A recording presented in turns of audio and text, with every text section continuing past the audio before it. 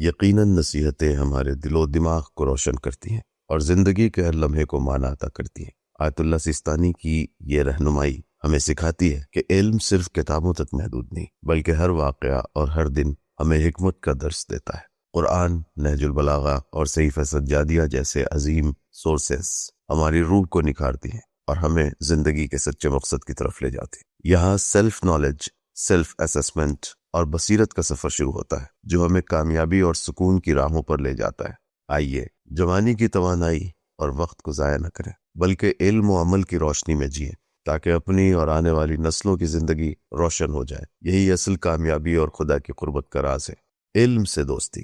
زندگی کے ہر لمحے کو علم اور حکمت حاصل کرنے کا موقع سمجھیے۔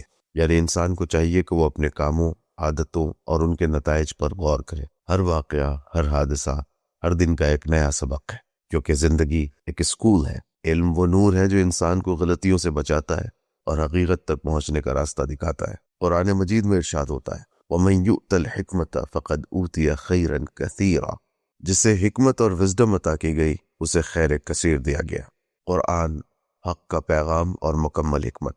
قرآن سے دل لگا کر رکھو، گویا اللہ کا پیغام سیدھا تمہارے لیے ہے۔ یعنی قرآن صرف تلاوت کا مجموعہ نہیں، یہ وہ کتاب ہے جو دلوں کو نرم کرتی ہے، عقل کو بیدار کرتی ہے اور حکمت کے چشمے جاری کرتی ہے۔ ہر آیت ایک صدا ہے، ہر واقعہ ایک درس۔ اس لیے روزانہ قرآن پڑھنا اور اس میں غور و فکر کرنا ضروری ہے، جیسے اللہ خود تم سے مخاطب ہو۔ وَقُلْ رَبِّ زِدْنِي عِلْمًا، اور کہو اے میرے رب میرے علم میں اضافہ فرما۔ نہج البلاغہ، عقل و بصیرت کی آواز۔ نہج البلاغہ تمہیں امام علی علیہ السلام کے خطبات کے سامنے لا کھڑا کرتی ہے۔ یعنی قرآن کے مضامین اور ٹاپکس کو امام علی علیہ السلام نے نہج البلاغہ میں حکمت و فصاحت کے ساتھ بیان فرمایا۔ یہ کتاب انسان میں غور و فکر، بصیرت اور سچائی کی چاہت زندہ کرتی ہے۔ خاص طور پر امام حسن علیہ السلام کے نام امام کا خط جوانوں کے لیے ایک زندگی بدل دینے والی نصیحت ہے۔ صحیفہ سجادیہ، دعاؤں میں چھپی معرفت کی گہرائیاں۔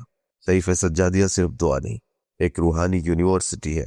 یعنی امام سجاد علیہ السلام کی دعائیں انسان کی فطرت، اس کی نفسیات اور سائیکالوجی، اس کے خواب و مقاصد اور روحانی پاکیزگی کا مکمل سلیبس ہے۔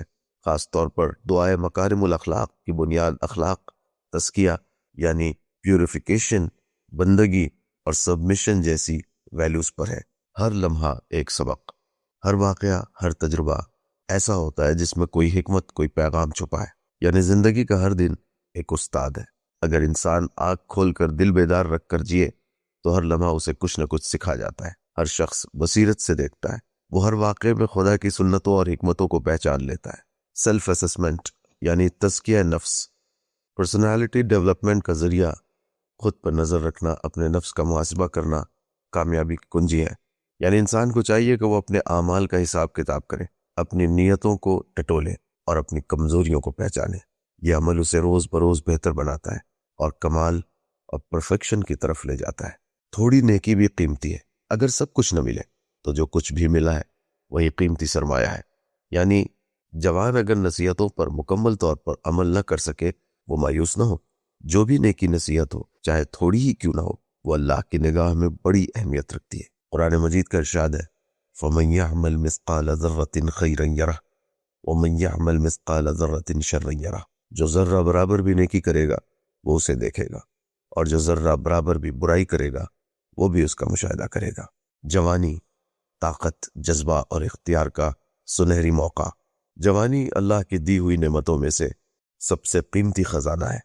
جوانی وہ مرحلہ ہے جہاں جذبہ بھی ہے، ارادہ بھی ہے، وقت بھی اور توانائی بھی۔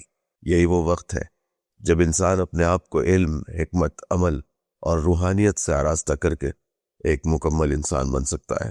یہ وہ نصیحتیں جن پر عمل کر کے ایک جوان اپنی دنیا و آخرت دونوں جہان کی زندگی کو کامیاب بنا سکتا ہے۔ اللہ کا شکر ہے کہ اس نے ہماری رہنمائی کے لیے ایسے علماء اور مراجع کرام عطا فرمائے۔ اللہ تمام مراجع کرام، علماء اور رائے حق کی ہدایت کرنے والوں کو اپنی حفظ و امان میں رکھے۔